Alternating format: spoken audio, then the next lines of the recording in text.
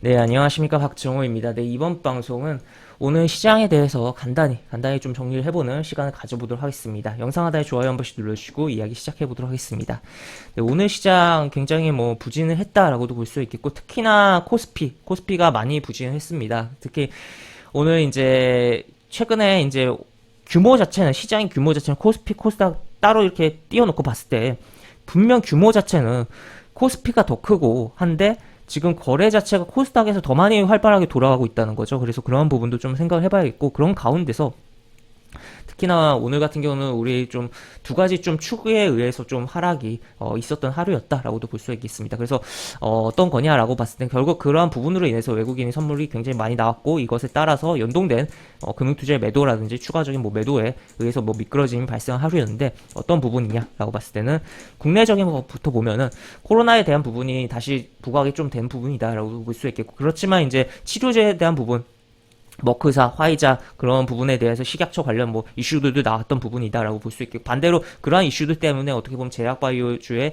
조금 찍어내리는 그런 부분도 조금은 있었다라고도 볼 수 있겠는데, 어쨌든 이게 재부각되면서 이제 재택근무 테마라든지 또 음악병실 테마가 일부 움직임이 분명히 있었고, 메인은 아니었지만 시장의 메인 테마는 아니었지만 움직임 좀 있었던 하루였다라고도 볼 수 있겠으며, 지금 그래서 이런 기사 있고 좀 무시무시한 내용들이 좀 나오고 있어요.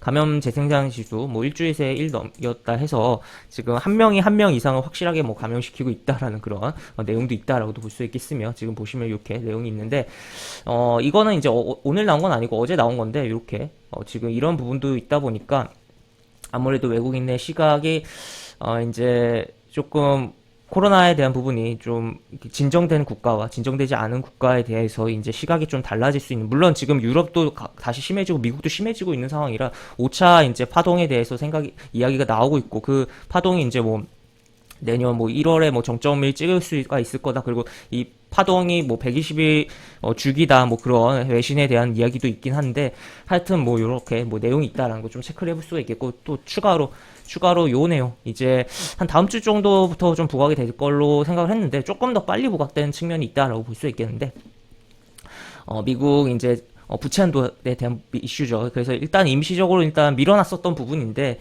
결국 어쨌든 다시 해결해야 되는 부분이고, 지금 그래서 디폴트 맞을 수 있다 경고를 재무장관이 했다라는 거고, 그러다 보니까 신흥국에 대한 부분, 다만 유독 우리나라가 좀 반응이 강했던 부분은 아무래도 같이 복합적으로 작용한 거 아니냐. 그리고 항상 외국인의 액션에 있어서 굉장히 우리나라에만 유독 민감하게 반응하는 부분이 없잖아 있어요. 그러다 보니까 외국인이 선물 많이 매도하고, 또 그에 따라서 금융투자에 연계된 매도들이 나오면서 흐름이 나왔다라고도 볼 수 있겠고 한데, 하여튼 그렇게 시장 자체에 있어서 끌어내려진 두 개의 축이라고 보면, 이제 디폴트 이슈, 그 다음에 미국의 디폴트에 대한 우려 경고성 이슈, 그 다음에 국내적으로 코로나 상황, 이렇게 두 개를 좀 볼 수 있지 않을까 싶고, 그 외에는 파월 의장의 선임이 될지 안 될지 그러한 미국, 그러니까 연준의 이제 의장에 대한 부분이 이렇게 부각이 조금 될 수는 있고, 그거는 근데 생각보다 시장에 영향을 못 미칠 수도 있다. 그리고 또 생각보다 파월이 안 될 경우에 오히려 더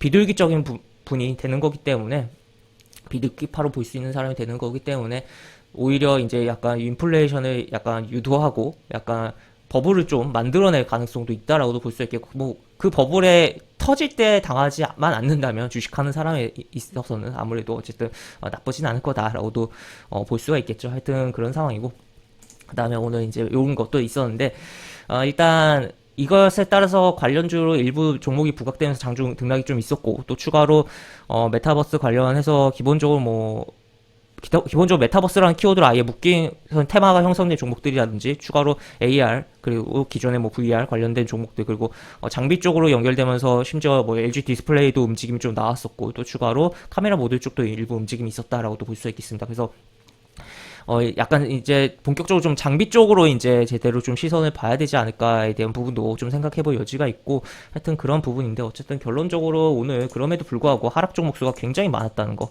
그러다 보니까 딱히 이제 체감이 굉장히 좋지 못한 시장이었을 거다라고도 볼 수 있겠습니다. 그리고 추가로 내일은 이제 수능입니다.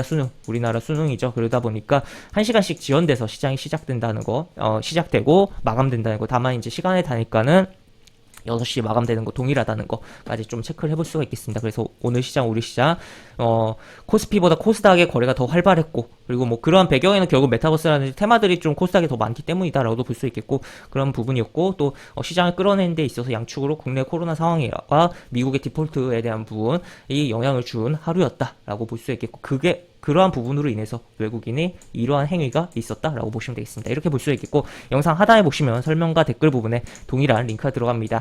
이 링크 타고 들어오시면 제가 운영하는 무료 카톡방 우리 입장하실 수가 있고, 입장하시면 여러가지 장중 시황 관련 코멘트, 속보 관련된 부분, 여러가지 부분도 올려드린 부분이 있으니까 이 부분 참고해 보시면 주식하시는데 많은 도움이 되지 않을까 싶습니다. 이상 박정호였습니다. 네, 감사합니다.